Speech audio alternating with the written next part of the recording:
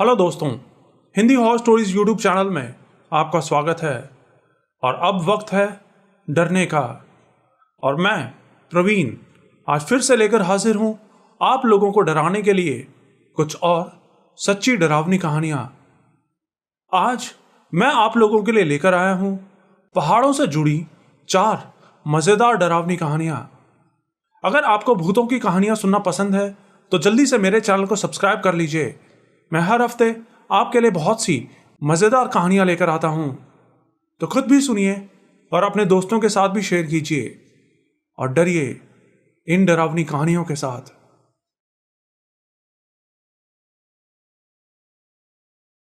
मैं जो बात आपको बता रहा हूं, ये सब कुछ मुझे मेरे दादाजी ने बताया था।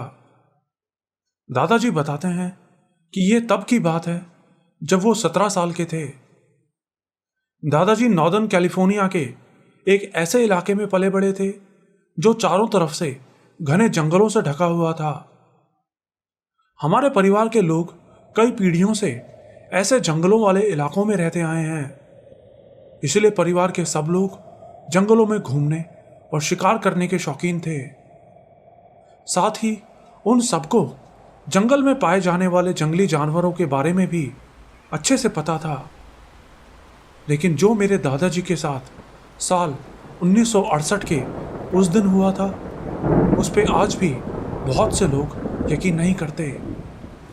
दादाजी बताते हैं कि वो 1968 का अप्रैल का महीना था। मैं हाई स्कूल में पढ़ाई करता था। उन दिनों मेरा एक बहुत अच्छा दोस्त हुआ करता था जिसका नाम जस्टिन था। हम दोनों हमेशा शाम के वक्त जंगल में घूमने जाया करते थे। लेकिन एक दिन मुझे पता चला कि जस्टिन जंगल में खो गया है। वो जंगल में अपने परिवार के साथ हंटिंग के लिए गया था और वहीं से गायब हो गया। मेरे लिए तो ये खबर बहुत ही शॉकिंग थी, क्योंकि वो मेरा बेस्ट फ्रेंड था। सर्च ऑपरेशन में जस्टिन के खोने का कोई सबूत नहीं मिल सका कि वो कहाँ और कैसे गायब हो गया। कुछ दिनों बाद सर्च ऑपरेशन भी बंद कर दिया गया, लेकिन जस्टिन नहीं मिला। जस्टिन, मेरा बेस्ट फ्रेंड, अचानक मेरी ज़िंदगी से चला गया था। कई दिनों तक मैं बहुत परेशान रहा। आखिर में मैंने फैसला किया कि मैं खुद जस्टिन को ढूंढूंगा। मैं जंगल के एक एक चप्पे को छानूंगा और पता लगाऊंगा कि मेरा दोस्त कहाँ गायब हुआ है। जो काम वहाँ की बड़ी बड़ी एजेंसीज नहीं कर सकी थी, मैंने अकेले वो काम करने की ठान ली थी। हर रात सोने से पहले जस्टिन का चेहरा मेरी आंखों के सामने घूमता। दादाजी बताते हैं कि हो सकता है मेरी बातों से तुमको लगे कि मैं पागल हो गया हूँ, लेकिन मैं जो कुछ तुमको बता रहा हूँ वो सब बिल्कुल सच है। जस्टिन को खोए हुए 2 साल हो चुके थे। कॉलेज में एडमिशन के फॉर्म्स भरे जा रहे थे, लेकिन मैंने जस्टिन को ढूंढना नहीं छोड़ा था। मुझे अभी भी उम्मीद थी कि जस्टिन आज भी उसी जंगल में ही भटक रहा है और मैं उसको ढूंढ लूँगा। सच बताऊं तो उसको ढूंढने की वो उम्मीद नहीं थी, बल्कि पछतावा था। पछतावा इस बात का कि मैं अपने दोस्त के लिए कुछ नहीं कर सका। उस दिन जस्टिन ने मुझे भी उनके साथ चलने को कहा था, लेकिन मेरी तबीयत ठीक नहीं थी, इसलिए मैंने उसको मना कर दिया। शायद अगर उस दिन मैं उसके साथ चला जाता तो वो आज भी मेरे साथ होता। खैर, जंगल में जस्टिन को ढूंढने जाना अब मेरा डेली रूटीन बन चुका था। मैं हर रोज़ दोपहर में घर आने के बाद अपनी साइकिल उठा के जस्टिन को जंगल में ढूंढने के लिए निकल जाता। लेकिन उस दिन मैंने प्लान बनाया था कि इस बार मैं पहाड़ के ऊपर जाकर उसको ढूंढूंगा, लेकिन वो इतना आसान काम नहीं था। उसके लिए मुझे रात में वहीं कैंप लगाना था। वैसे भी वो जंगल का एक बहुत ही पॉपुलर कैंपिंग स्पॉट था। बहुत सारे लोग उस जगह कैंपिंग के लिए आया करते थे। मैं पहले भी उस जगह पर ढूंढने के लिए जा चुका था और ये वो ही जगह थी जहाँ उस दिन जस्टिन की फैमिली हंटिंग के लिए गई थी। तो मैं उस जगह पहुंच गया, अपनी साइकिल एक जगह खड़ी की और फिर ऊपर पहाड़ की चढ़ाई करने लगा। मैं उस पहाड़ के ऊपर जाना चाहता था, लेकिन वो इतना आसान नहीं था। वो चढ़ाई कम से कम 12 किलोमीटर ऊंची थी। मैंने अपने साथ अपना पुराना सा मैप भी लिया हुआ था, जिस पे मैंने उन तमाम जगहों पर निशान लगा रखे थे जहाँ जहाँ मैं जस्टिन को ढूंढ चुका था। जंगल बहुत ही घना था, लेकिन मेरे लिए वो नई बात नहीं थी। मैं उससे भी खतरनाक इलाकों में हाइकिंग के लिए जा चुका था। चलते चलते शाम के 6 बज गए। थोड़ी ही देर बाद अंधेरा होने वाला था, तो मैंने वहीं रुक के कैंप लगाने का फैसला किया। कैंपिंग का सामान मैं अपने साथ ही लाया था। मैंने लकड़ियाँ इकट्ठा करके आग जलाई और फिर कुछ खाना खा के, जो कि मैं अपने साथ ही लाया था, मैं अपने स्लीपिंग बैग में सोने के लिए लेट गया। बाहर से जंगल के कीड़ों की आवाज़ें किसी लोरी का काम कर रही थी। कुछ देर बाद वो आग भी बुझ गई। मैं गहरी नींद में था और तब मैंने एक सपना देखा। सपने में मुझे मेरा दोस्त जस्टिन दिखाई दिया। जस्टिन, जिसको मैं पिछले 2 साल से ढूंढ रहा था, लेकिन मुझे आज तक वो कभी सपने में दिखाई नहीं दिया था। मुझे आज भी वो सपना बहुत अच्छे से याद है। चारों तरफ अंधेरा था, बस तेज तूफान के बीच पत्तों के हिलने की आवाज़ें आ रही थी। और तभी मुझे अपने सामने एक छोटी सी रोशनी दिखाई दी, हल्के पीले रंग की रोशनी। और जैसे जैसे मैं उस रोशनी के करीब जा रहा था, वो लाल रंग में बदलती जा रही थी। और जब मैं उस रोशनी के पास पहुंचा, तो मुझे अपने सामने जस्टिन का चेहरा दिखाई दिया। उसने अपने एक हाथ में एक लालटेन पकड़ी थी, जिसको वो अपने सिर के ऊपर लेकर खड़ा था। उसका चेहरा उस चमकती लाल रोशनी से जगमगा रहा था। मैं उसके करीब 5 फीट पास पहुंच के रुक गया। मैंने उससे बात करने की कोशिश की, लेकिन मुंह से शब्द नहीं निकल रहे थे। और फिर वो धीरे धीरे अपना सिर आगे पीछे हिलाने लगा और मेरे देखते ही देखते उसके पूरे शरीर से मांस के टुकड़े निकल के नीचे गिरने लगे, जैसे फ्रीजर से निकालने के बाद बर्फ पिघलने लगती है, बिल्कुल वैसे। उसका सिर अब जोर जोर से आगे पीछे हिलने लगा और फिर अचानक से रुक गया। उसके चेहरे पे अब थोड़े से मांस के टुकड़े बचे थे, खाल नीचे लटक रही थी। और फिर वो मुझसे बोला, जाओ जाओ यहां से। मैं उसी वक्त एक झटके से नींद से उठ गया। मेरी पूरी बॉडी पसीना पसीना हो रखी थी। मैं बहुत डर गया था, इतना कि उस वक्त मैं बस जल्दी से अपने घर चला जाना चाहता था, अपने घर वालों के पास। स्लीपिंग बैग खोल के मैं बाहर निकला तो मुझे उल्टी होने लगी। मैं कई मिनटों तक एक पेड़ के नीचे बैठा सिर झुकाए रोता रहा। फिर थोड़ी देर बाद जब मैं थोड़ा नॉर्मल हुआ तो मैंने अपना सिर ऊपर उठाया तो मुझे मेरे गले में लटकती हुई चेन दिखाई दी, जिसमें एक सिक्का लगा था। मुझे और जस्टिन को एक दिन मार्केट में 2 सिक्के पड़े मिले थे। हम दोनों ने उन सिक्कों में छेद करके उनको लॉकेट बना के पहन लिया था, हम दोनों की दोस्ती की निशानी के तौर पे। वो लॉकेट देखते ही मेरे मन का सारा डर चला गया और अपने खोए दोस्त को ढूंढने की वो तेज चाहत फिर से जाग उठी। दिन निकलने लगा था।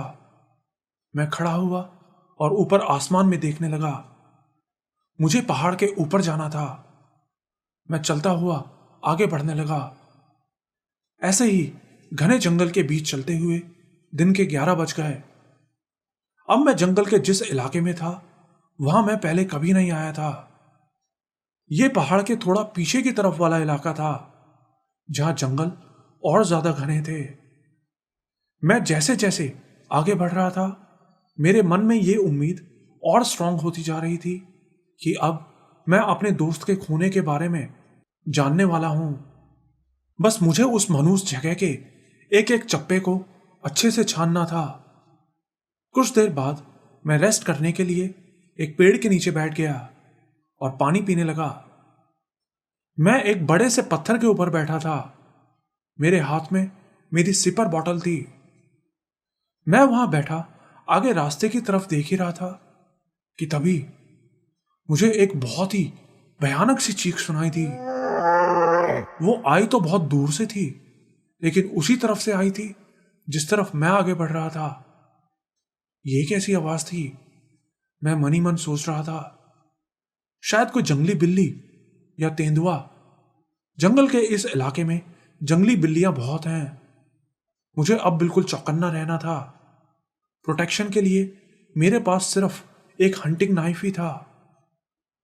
मैं उसी वक्त खड़ा हुआ और आगे बढ़ने लगा, लेकिन फिर कुछ दूर जाते ही मुझे वही आवाज फिर से सुनाई दी, लेकिन इस बार वो आवाज काफी पास से आई लग रही थी। मैं रुक गया। मुझे आगे खतरे का एहसास हो रहा था और बार बार कानों में जस्टिन की वही आवाज गूंजे जा रही थी जो उसने सपने में मुझसे कहा था, जाओ जाओ यहां से। लेकिन मुझे आगे जाना ही था। मैंने एक गहरी सांस ली और आगे बढ़ने लगा। चलते चलते शाम के 4 बज गए। अंधेरा होने से पहले मुझे वापस पीछे अपने कैंप में जाना था। तो मैं एक जगह जाके रुक गया और वहां खड़ा मैं अपने मैप पर निशान लगा ही रहा था कि तभी किसी ने मेरा नाम लिया। मैं बिल्कुल सच कह रहा हूं, किसी ने मेरा नाम लेकर मुझे आवाज दी थी, और वो किसी और की नहीं बल्कि जस्टिन की ही आवाज थी। आवाज सुनते ही मेरे तो जैसे होश उड़ गए। क्या? जस्टिन? इसका मतलब कि जस्टिन जिंदा है। मैं आंखें फाड़ फाड़ के चारों तरफ पेड़ों को देखने लगा कि कहीं तो मुझे मेरा दोस्त खड़ा दिखाई दे जाए। मेरी आंखों से आंसू निकलने लगे थे और तभी मेरे सर के पिछले हिस्से में तेज दर्द होने लगा। इतना तेज कि मैं लड़खड़ा के नीचे गिर गया। मेरी आंखों के सामने अंधेरा छाता जा रहा था और फिर मैं बेहोश हो गया। मुझे नहीं पता मैं वहां कितनी देर तक बेहोश पड़ा था, लेकिन जब मेरी आंख खुली तो रात हो चुकी थी। मेरे सिर में चोट लगी थी जिसमें से खून बह रहा था। मैं बहुत दर्द में था। मैं किसी तरह अपने आप को संभालने की कोशिश करने लगा। मैं आंखें खोल के अंधेरे में देखने की कोशिश कर रहा था कि मैं कहां हूं, और तभी मैंने महसूस किया कि वहां से बहुत गंदी बदबू आ रही थी। मुझे अपने पीछे एक हल्की सी लाइट दिखाई दी, लेकिन ये क्या? ये लाइट तो वही थी जो मुझे कल रात सपने में दिखाई दी थी, लेकिन इस बार ये कोई सपना नहीं था। मेरे सिर में सही में चोट लगी थी, लेकिन कैसे? किसी तरह मैं लड़खड़ाते हुए खड़ा हुआ, लेकिन खड़े होते ही मेरा सिर ऊपर किसी चीज से टकराया। मुझे समझ आया कि असल में मैं एक गुफा के अंदर हूं। वो समझ आते ही मेरी तो जैसे हालत ही खराब हो गई। मेरा मैप, मेरा सारा सामान, कुछ भी मेरे पास नहीं था। लेकिन उस वक्त मेरे दिमाग में बस एक ही चीज चल रही थी कि मुझे बस इस गुफा से बाहर निकलना है। मैं किसी तरह घुटनों के बल चलता हुआ बाहर जाने लगा। तब मुझे पता चला कि मेरे एक घुटने पर भी चोट लगी थी, लेकिन किसी तरह कराहते हुए मैं गुफा से बाहर निकल गया। बाहर निकला तो पूरा जंगल चांद की रोशनी में नहा रहा था। चारों तरफ अंधेरा था। थोड़ा और आगे चलने पर मुझे पता चला कि मैं उस पहाड़ के बिल्कुल ऊपर था। नीचे एक छोटी सी घाटी नजर आ रही थी, लेकिन मैं वहां तक पहुंचा कैसे? कौन मुझे उठा के पहाड़ के इतनी ऊपर लेकर आया था? तभी मैंने नोटिस किया कि दूर पेड़ों के बीच आग जल रही थी और उस आग के पास 2 आदमी जमीन पर बैठे हुए थे। मुझे लगा कि वो शायद कैंपर्स होंगे जो कि नशे की हालत में वहां पड़े होंगे। मैं धीरे धीरे पहाड़ी से उतर के उनके पास जाने लगा। मुझे उनके पास पहुंच के उनकी मदद चाहिए थी। मैं दूसरी तरफ से पहाड़ से उतर के उस आग की दिशा में आगे बढ़ने लगा। लेकिन उतरते उतरते मुझे एक बहुत ही अजीब चीज दिखाई दी, उस गुफा की तरफ। वहां से जो रास्ता उस गुफा की तरफ जा रहा था, वहां एक जगह बहुत से फटे हुए कपड़े, जूते, यहां तक कि एक बच्चे का टेडी बियर भी पड़ा हुआ था। इस तरह की चीजें यहां कैसे आई? मैं सोच ही रहा था कि तभी मुझे वो लॉकेट दिखाई दिया। उन सब कटे फटे कपड़ों के बीच पड़ा था वो लॉकेट जो जस्टिन पहनता था। वो देखते ही, सच बताऊं तो मेरे तो हाथ पैर डर के मारे कांपने लगे थे। उस लॉकेट के वहां होने का मतलब था कि जस्टिन वहां आया था, या फिर शायद जस्टिन की लाश वहां आई थी। मन में ख्याल आ रहे थे कि कहीं जस्टिन अभी भी तो वहां नहीं है, आसपास जंगल में छुपा हुआ। मैंने डरते डरते जस्टिन को आवाज दी, जस्टिन तुम कहां हो? और मेरे इतना कहते ही मुझे दूसरी तरफ से उस घाटी में से तेज चिल्लाने की आवाज आई। मैं उसी वक्त भाग के वहां पड़े एक बड़े पत्थर के पीछे छुप गया और छिपे छिपे ही मैंने नीचे नजर दौड़ाई तो मुझे कुछ चलता हुआ दिखाई दिया। वो उस कैंप के पास वाला इलाका था जहां अभी कुछ देर पहले मैंने उन दो आदमियों को पड़े देखा था। मैंने देखा कि कोई चीज, कोई बहुत ही बड़ी खतरनाक चीज, जिसके हाथ बहुत लंबे थे, इतने लंबे कि वो नीचे जमीन पर कई दूर तक उसके साथ घसीटते हुए आ रहे थे। और उसने अपने दोनों हाथों में उन दोनों आदमियों को पकड़ा हुआ था, जिनको घसीटता हुआ वो ऊपर उस गुफा की तरफ आ रहा था। मुझे समझते देर नहीं लगी कि पक्का यही शैतान मुझे नीचे से उठा के यहां तक लाया था। और सिर्फ मुझे ही नहीं, वहां पड़े वो तमाम कपड़े भी जरूर उन लोगों के ही होंगे जिनको इस शैतान ने अपना शिकार बनाया होगा, जिनमें से एक मेरा दोस्त जस्टिन भी था। मैं उसी वक्त अपनी पूरी ताकत लगा के वहां से भागने लगा। बीच बीच में मैं बार बार मुड़ के ये भी देख रहा था कि कहीं वो शैतान मेरा पीछा तो नहीं कर रहा। उस वक्त मैं इतना थक चुका था कि मुझसे एक कदम तक नहीं रखा जा रहा था, लेकिन अपनी जान बचाने के उस ख्याल से मैं आगे बढ़ता रहा। ना ही मुझे उस वक्त रास्ते का पता चल रहा था। मैं बस चलता रहा बिना रुके।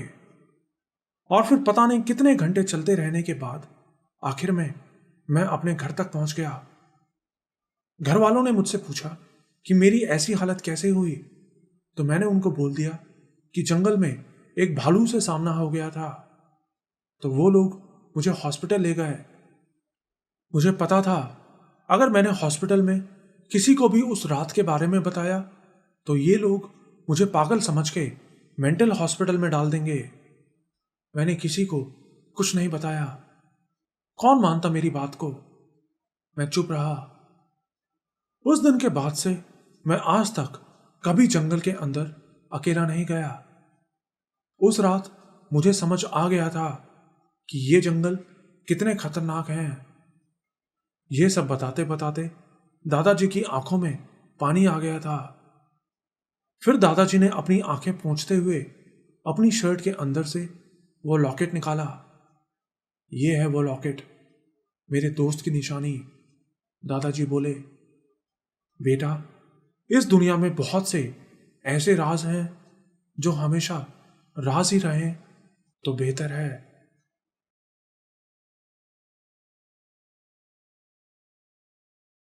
मेरी उम्र 20 साल है।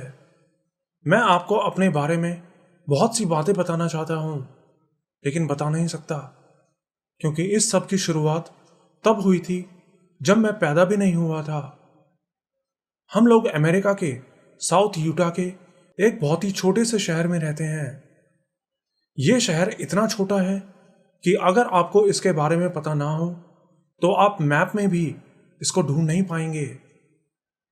इन सब चीजों की शुरुआत मेरे पैदा होने के साथ ही हो गई थी। पता नहीं क्यों, लेकिन मेरे साथ बचपन से ही पैरानॉर्मल चीजें हमेशा जुड़ी रहती हैं। मेरे दादाजी चर्च में प्रीस्ट थे। जब मैं बच्चा था तो लेटे लेटे आसमान में सितारों की तरफ हाथ करके इशारे करता रहता। ऐसा मेरे पेरेंट्स मुझे बताते हैं। मेरे दादाजी कहते थे कि मैं एंजल से बातें करता हूं, लेकिन वो गलत था। फिर थोड़ा बड़ा हुआ, बोलना बस सीखा ही था कि एक दिन मैं अपने मम्मी और पापा के साथ कहीं जा रहा था। पापा कार चला रहे थे और मुझे मम्मी ने अपनी गोद में लिया हुआ था। रात का टाइम था। हम ओल्ड रिजिस नाम के पहाड़ों के बीच एक कच्चे रास्ते से होते हुए जा रहे थे कि तभी बैठे बैठे मैं चिल्लाने लगा, मम्मी रोको उसे, उसे रोको, वो आ रहा है। मेरी बात सुन के बगल में बैठा मेरा भाई हंसने लगा। पापा ने कार रोकने के लिए स्पीड कम की ही थी कि अगले ही पल पापा ने तेजी से अपनी कार आगे बढ़ा दी। पापा ने बताया कि कार की स्पीड कम करते ही उनको पीछे से ऐसी आवाज आई जैसे कोई बहुत ही भारी चीज भागते हुए हमारी तरफ आ रही है। कार में बैठे सब लोगों ने वो आवाज सुनी थी। वो जगह हमारे घर के पास ही पड़ती थी, इसलिए अगले दिन पापा और दादाजी वापस उस जगह चेक करने के लिए गए तो उनको जमीन पर बड़े बड़े पैरों के निशान बने मिले। निशान ऐसे थे जैसे किसी सांड के पैरों के होते हैं। पापा ने उन निशानों की फोटो भी खींची थी। सबने सोचा कि शायद कोई जंगली जानवर होगा या फिर कोई गाय होगी। वहां पहाड़ों पर लोग गाय भैंसे पाला करते थे। किसी ने ज्यादा ध्यान नहीं दिया, लेकिन वो तो सिर्फ एक शुरुआत थी। फिर कुछ टाइम बाद एक दिन मैं शाम के वक्त हॉल में बैठा टीवी देख रहा था और टीवी देखते देखते अचानक अपनी मम्मी से पूछने लगा कि मैरी कहाँ है, उसको जल्दी बुलाओ। मैं मम्मी से बार बार यही पूछे जा रहा था। जब पापा ने मेरे मुंह से मैरी का नाम सुना तो वो हैरान रह गए। मैरी मेरे पापा की छोटी बहन का नाम था, जो कि पैदा होने के कुछ साल बाद मर गई थी। पापा ने आज तक हमें उसके बारे में नहीं बताया था। तो अचानक मेरा वो नाम लेना सबको बहुत हैरानी हुई। एक और इंसिडेंट की बात करूं तो एक बार मैं अपनी फैमिली के साथ शहर से वापस आ रहा था। हम लोग शॉपिंग के लिए शहर गए थे। शाम का टाइम था, अंधेरा हुआ नहीं था। हम मेन रोड से आ ही रहे थे कि तभी ना जाने कहां से अचानक एक भेड़िया आके हमारी कार के सामने खड़ा हो गया। पापा ने झट से ब्रेक लगाई, लेकिन वो भेड़िया अपनी जगह से हिला तक नहीं, बस वहीं खड़ा हमारी तरफ देखता रहा। मैं आपको बता दूं कि हमारे इलाके में भेड़िए नहीं हैं। तो इस तरह अचानक किसी भेड़िए का हमारे सामने आके खड़ा होना बहुत अजीब था। ऊपर से वो भेड़िया सीधा मेरी तरफ देख रहा था। मैं आगे वाली सीट पर पापा के बगल में बैठा था। पापा बताते हैं कि वो 2 मिनट तक वहीं खड़ा मुझे देखता रहा और फिर एक अजीब ही तरीके से स्माइल करके वो वहां से चला गया। इसके बाद भी ना जाने ऐसे कितने इंसिडेंट्स मेरे साथ हो चुके हैं। अभी सबसे रीसेंट इंसिडेंट जो मेरे साथ हुआ था वो मेरे बड़े भाई की मौत से एक रात पहले हुआ था। हम उसी बॉल्ड रिजिस नाम के पहाड़ों से ड्राइविंग करते हुए आ रहे थे। मेरा बड़ा भाई ड्राइविंग कर रहा था और मेरा छोटा भाई उसके बगल में बैठा था। मैं पीछे वाली सीट पे था। हम एक कच्चे रास्ते से आ रहे थे जहां खुले मैदान में बहुत सारी गाय भैंसें खुली घूमती रहती थी। रात का टाइम था। हम लोग आ ही रहे थे कि अचानक हमने देखा कि वहां खड़ी सारी गाय भैंसों में अचानक भगदड़ सी मच गई। वो सब किसी चीज से डरकर भाग रही थी और इससे पहले कि हम कुछ समझ पाते, हमें झाड़ियों में से किसी बहुत बड़ी चीज के चीखते हुए बाहर आने की आवाज आई। भाई को पता नहीं था कि वो चीज हमारे सामने से आ रही है या पीछे से, तो उसने झटके से ब्रेक लगा दी। लेकिन ब्रेक लगाते ही हमने देखा कि एक बहुत ही बड़ा सा सांड धड़ाम से हमारी कार के सामने से आ टकराया। लेकिन सामने उस सांड के टकराते ही पीछे से भी कोई चीज हमारी कार से टकराई थी, लेकिन हम उसको देख नहीं सके। कार के शीशे टूट गए थे। गनीमत थी कि हम में से किसी को ज्यादा चोट नहीं लगी थी। किसी तरह हम सब सही सलामत अपने घर पहुंच गए। अगले दिन हमने फिर से उस जगह जाके चेक किया तो देखा कि जमीन पे जो पैरों के निशान बने थे, ये वो ही निशान थे जो 16 साल पहले मेरे मम्मी पापा ने देखे थे। आज मेरे दोनों भाइयों की मौत हो चुकी है। मेरे बड़े भाई ने सुसाइड किया था, जबकि मेरे छोटे भाई की मौत सेप्सिस इन्फेक्शन से हुई थी। कहीं ना कहीं मुझे लगता है कि मेरे दोनों भाइयों की मौतें और इन सारी अजीब घटनाओं का होना जरूर मुझसे जुड़ा है। ये सब चीजें वहीं होती हैं जहां मैं मौजूद होता हूं, जैसे कि ये सब मेरे ही साथ जुड़ा हुआ है। मुझे नहीं पता ऐसा क्यों है, लेकिन अगर आप में से किसी के पास इस बात का जवाब हो तो प्लीज मुझे जरूर बताएं।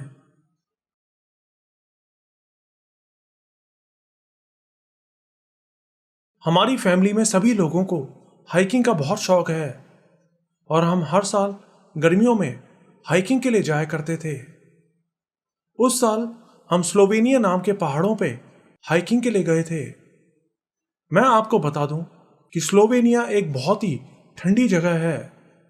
जब हमारे यहाँ गर्मी का मौसम होता है तब भी वहाँ ठंड पड़ रही होती है। हम पहले भी कई बार वहाँ हाइकिंग के लिए जा चुके थे। मुझे याद है प्लेन से वहां पहुंचते हुए वो घने हरे जंगल ऊपर से देखने में बेहद खूबसूरत लग रहे थे। हमारा वहां एक हफ्ते तक रुकने का प्लान था। रुकने के लिए वहां पहाड़ों में ही एक छोटा सा होटल था जहां वहां घूमने आने वाले लोग रुका करते थे। सब लोग बहुत एक्साइटेड थे, लेकिन जब हम उस होटल में पहुंचे तो देखा कि वो बंद था। दरवाजे के ऊपर एक नोटिस लगा था जिसमें लिखा था कि इस होटल के मालिक ने सुसाइड कर लिया है, इसलिए ये होटल अब अगले साल ही खुलेगा।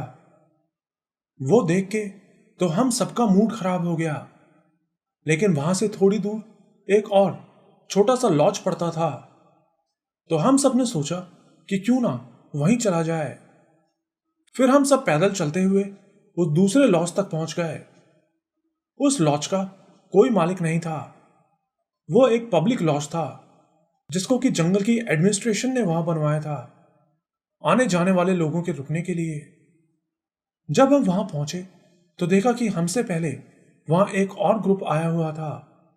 वो 7-8 लोग थे और वो भी वहां हाइकिंग के लिए आए थे। उनसे मिलके हमें बहुत अच्छा लगा। फिर हम लोगों ने कुछ देर उनसे बातें की और फिर खाना खा के हम सोने के लिए चले गए। हमारी फैमिली ऊपर वाले फ्लोर पर रुकी थी, जबकि वो दूसरी फैमिली नीचे वाले फ्लोर पर थी। लॉज के सामने ही एक झरना भी था जिससे पानी गिरने की आवाजें बहुत ही सुकून दे रही थी। हम जिस रूम में थे वो असल में एक बड़ा सा हॉल था। हम सब लोग वहीं लेट गए। हॉल में सिर्फ एक खिड़की थी जिससे सामने का पूरा कच्चा रास्ता दूर तक साफ दिखाई दे रहा था। रात होने तक मौसम भी बदलने लगा था। हल्की हल्की बारिश होने लगी थी। ऐसे मौसम में बीच जंगल और पहाड़ों के बीच सोने में मुझे बहुत मजा आ रहा था। साथ ही मैं आपको बता दूं कि मेरी नींद ऐसी है कि मैं आसानी से नहीं उठता। यहां तक कि अलार्म की आवाज भी मेरी नींद नहीं रोक पाती। अक्सर घर के लोगों को मुझे पकड़ के जोर जोर से हिलाना पड़ता है और तब जाके मेरी आंख खुल पाती है। लेकिन उस रात सोते सोते अचानक से मेरी आंख खुल गई। हालांकि ऐसा पहली बार नहीं हुआ था। अक्सर रात में कई बार मेरी आंख खुल जाती थी, लेकिन फिर कुछ ही देर बाद मैं फिर से सो जाता था। लेकिन उस रात जब मेरी आंख खुली तो मुझे नींद ही नहीं आ रही थी। बाहर से तेज हवाओं और बारिश की आवाजें आ रही थी। मुझे समझ नहीं आ रहा था कि मुझे नींद आ क्यों नहीं रही है। मेरा मतलब मैं भूत प्रेत जैसी चीजों में यकीन करने वाला इंसान नहीं हूं, लेकिन उस वक्त मुझे बहुत अजीब सा लग रहा था, जैसे कि मेरा दिमाग मुझे जानबूझ के सोने नहीं दे रहा था। और फिर मुझे वो आवाज सुनाई दी। बारिश के तूफान के शोर के बीच उस आवाज को सुनने और समझने में मुझे कई देर लग गई थी। और वो सिर्फ मैंने नहीं बल्कि मेरी बहन ने भी सुनी थी। मैंने देखा कि वो भी उठ के बैठी थी। उसने मुझसे पूछा, ये किसकी आवाज है? आवाज खिड़की के बाहर से आ रही थी। मैंने बाहर देखा, लेकिन कोहरा इतना घना था कि कुछ भी दिखाई नहीं दे रहा था। लेकिन वो आवाज लगातार आ जा रही थी, जैसे कि कोई टेप रिकॉर्डर चल रहा हो। कोई इंसान या शायद कोई बच्चा आवाज दे रहा था, पापा पापा। उसके अलावा वो और भी कुछ बोल रहा था, लेकिन वो मुझे समझ नहीं आ रहा था। मेरे पापा मम्मी की भी आंख खुल गई थी। आवाज बिल्कुल क्लियर थी। हम सब एक दूसरे की तरफ देखने लगे। अब मैं ये तो नहीं कहूंगा कि मुझे वो आवाज सुन के डर लगने लगा था, लेकिन मेरे पापा ने कहा कि वो नीचे जाके चेक करके आते हैं कि कौन आवाज दे रहा है। लेकिन मैंने पापा को रोक लिया। मैं नहीं चाहता था कि पापा या हम में से कोई भी कैबिन से बाहर जाए। मुझे पता था बाहर जो कुछ भी है ठीक नहीं है, खतरनाक है, जैसे कि कोई हमें धोखे से बाहर बुला के हमारा शिकार करना चाहता है। और फिर करीब आधे घंटे बाद वो आवाज आनी बंद हो गई। अगली सुबह हमने नीचे वाले ग्रुप के लोगों से उस आवाज के बारे में पूछा, तो उन्होंने बताया कि उनको तो कोई आवाज सुनाई नहीं दी, क्योंकि वो लोग ईयर प्लग्स लगा के सोए थे। हमें बहुत अजीब लगा, लेकिन फिर हमने उस बारे में ज्यादा नहीं सोचा और हाइकिंग पर जाने की तैयारी करने लगे। तब तक बारिश भी बंद हो गई थी। फिर जब हम लोग बाहर जाने लगे तो देखा कि बाहर रास्ते में एक बड़े से पत्थर के ऊपर कोई बैठा हुआ था। वो हमसे काफी दूर था, इसलिए हम ये तो नहीं देख पाए कि वो क्या कर रहा था, लेकिन उसकी बॉडी बहुत ही अजीब सी लग रही थी। अजीब सी मतलब कि समझ नहीं आ रहा था कि वो किस पोज में बैठा है। उसने कपड़े तो इंसानों जैसे ही पहने थे, लेकिन वो अपने घुटनों के बल बैठा लग रहा था। सबसे पहले मेरी बहन ने ही उसको देखा था। मैं उसके पीछे पीछे था। वो देखते ही हमने जल्दी से अपने पेरेंट्स को आवाज लगाई, वो देखो वो क्या बैठा है उस पत्थर के ऊपर। लेकिन जब तक कि मेरे पेरेंट्स उसको देख पाते, वो वहां से उछल के गायब हो गया। पापा ने कहा कि शायद कोई खरगोश होगा, डरो मत, हम यहां पहले भी आ चुके हैं। लेकिन मैं और मेरी बहन तो उस वक्त बहुत परेशान हो गए थे। उसके बाद की हमारी वो पूरी ट्रिप बिल्कुल नॉर्मल रही। कुछ भी अजीब नहीं हुआ। ना ही रात में वो आवाज हमें फिर से सुनाई दी, और ना ही वो चीज हमें फिर से दिखाई दी। हमने भी सोच लिया था कि शायद वो आवाज जंगल के ही किसी जानवर की होगी। लेकिन आज भी जब भी मैं उस आवाज के बारे में सोचता हूं तो यकीन नहीं होता कि कोई जानवर ऐसी आवाज निकाल सकता है। वो पक्का किसी इंसान या फिर किसी शैतान की ही आवाज थी।